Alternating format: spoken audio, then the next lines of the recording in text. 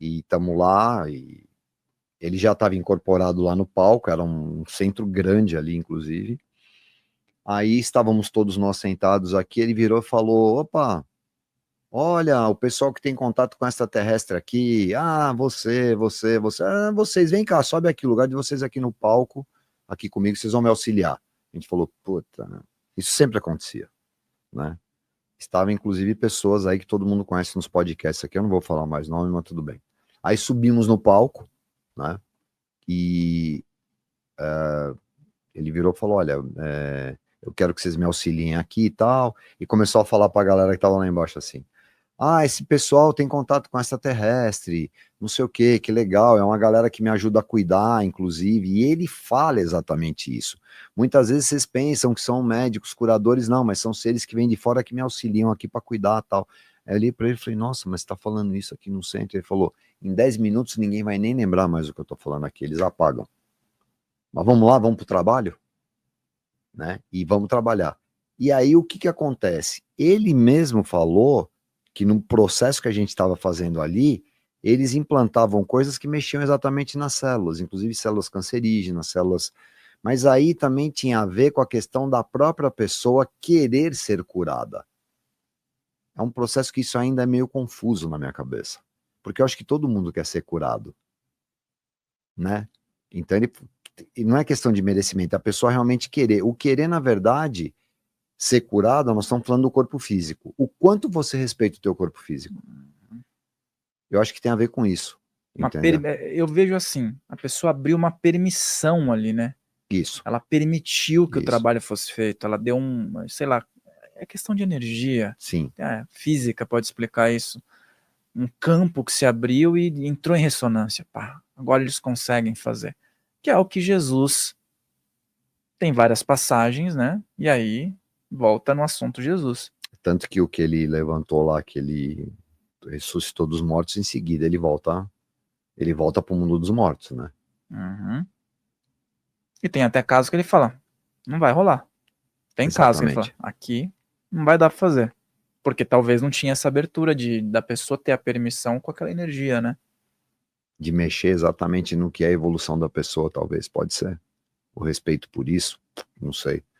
Pode ser, mas que existem essas coisas de implante, sim, claro que sim, claro que sim. Isso eu E tenho às vezes o certeza. implante é físico ou não, né, também. Sim, pode ser implante, falam implante astral, né? Astral, é. Eu já ouvi falar sobre isso, sim. Mas sempre falaram que eu tinha implante nas pernas, tal, e eu sabia que eu tinha. Pode ser, inclusive, implantes astrais, porque muitas vezes o implante é para eles te localizarem, né? É tecnologia mesmo. É um rastreador, é como se fosse um rastreador. E não precisa ser só com uma intenção de controle. Né? Não, não. São várias intenções. Eu Pode sei de melhorar a tua algumas, vida. eu sei de algumas comigo, mas são várias intenções. É, porque a gente vê que as pessoas relatam, que nem a cirurgia espiritual, tá? Vamos entrar nesse assunto. Eu, quando recebo contatos espirituais, aparecem para mim caras normais. Figuras de pretos velhos, caboclos, guardiões. Alguns até têm esse formato que você falou, já tive experiências. O humanoide tem um semblante diferente, uma tonalidade diferente, mais humanoide. Espírito, tá? Para trabalhos espirituais. Só que o que eu penso é o Espírito seguinte: ou projeção holográfica? a projeção astral e tem um guia espiritual. Tá. Tem ali. Quando é permitido que veja, ou então quando eu estou num processo mais de expansão de consciência, estado alterado, eu vejo o semblante, é um processo de clarividência até, mas na imensa maioria das vezes são formatos de pessoas, caras normais assim, que nem a gente vê no dia a dia, guias espirituais.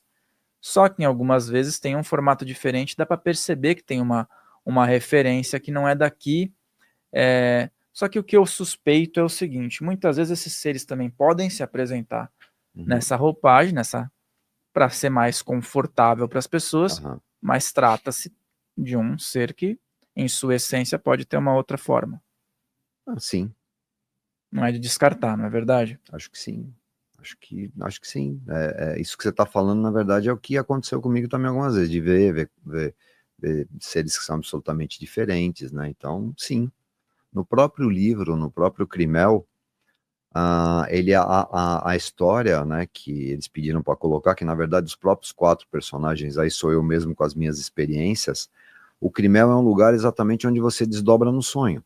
Esses 4 personagens, eles têm uma personalidade normal, eles nunca tinham tido contato com nada. De repente eles começam em sonho para esse lugar, e eles voltam com a consciência. O que está acontecendo? A coisa começa a ficar, a ponte entre o Crimel e o que eles estão aqui no físico começa a ficar tão forte que começa a mudar até a personalidade deles. Eles começam realmente a despertar e aí começam as missões para eles, que na verdade é exatamente o que sempre aconteceu na minha vida, né? E isso que você está falando de ver de um jeito, ver de outro, tem coisa que eles conseguem ver seres de uma maneira e tem coisa que eles conseguem ver seres de outra maneira. Depende muito do teu estado e de aonde você está geograficamente, inclusive, né? Porque imagina quantas camadas de coisas que devem existir. A gente não saiu nem a gente fala de despertar, não estamos nem abrindo o olho, agora nós estamos esfregando o olho para abrir o olho.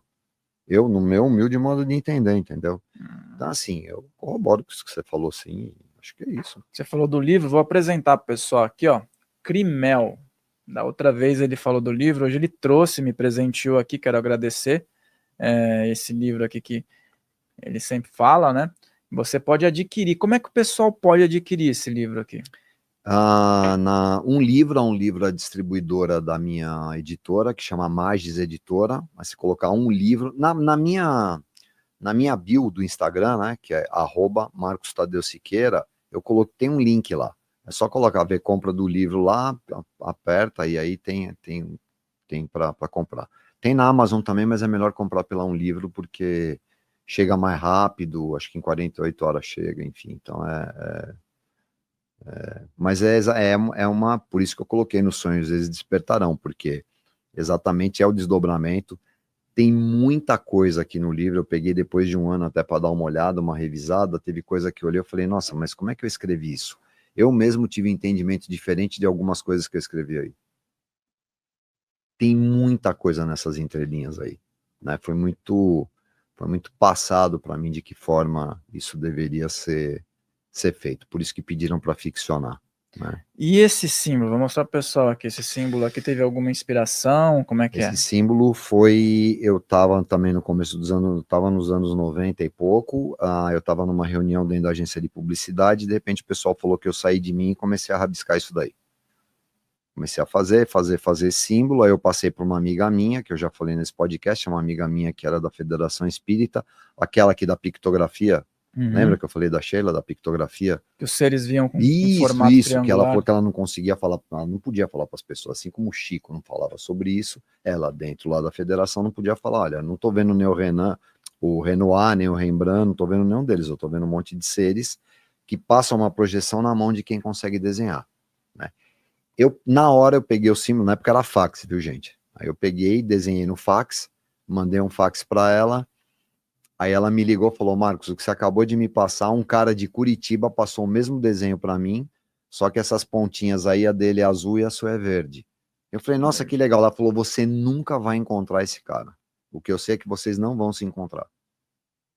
Mas é um cara que passou o mesmo desenho, porque, enfim. E depois eu acabei, uma vez no México, eu estava no México, um dos xamãs, que era um cara que eu tinha contato lá perto de Tulum, ele estava com um gravetão na mão, ele pegou e desenhou isso daí no chão. Ele fez esse símbolo e falou, isso daqui quer dizer alguma coisa para você? Eu já tinha feito, aí eu virei e falei, tá aqui, ó. Eu já mandei fazer, que pediram para eu fazer. Sincronicidade, hein? E isso, na verdade, o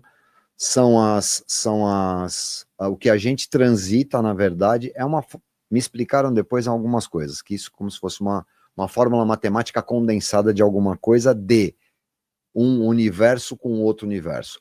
Se você colocar isso aí para girar no 3D, é o Torus. Sabe como se fosse aquele negócio da maçã que você vê? É um negócio fálico até, né? Um sagrado masculino, um sagrado feminino, um negócio... Tem uma energia isso aqui. São as duas pontas atravessando exatamente a questão dos universos e das unidades onde você passa de um lugar para o outro. E essa parte no meio é a conexão, e esses dois pontos exatamente a unificação dos dois pontos. É um símbolo forte. Mas falaram que eu ia entender realmente tudo sobre isso até eu desencarnar. Eu não entendi tudo ainda sobre esse símbolo. Mas vai entender porque eu acho que vai ter continuação isso aqui, viu? Tomara, tomara. Você tá falando, vambora. Lembre-se de deixar o seu like aqui nesse vídeo, de se inscrever nesse canal, e se você gostou desse corte, o episódio completo tá aqui na descrição.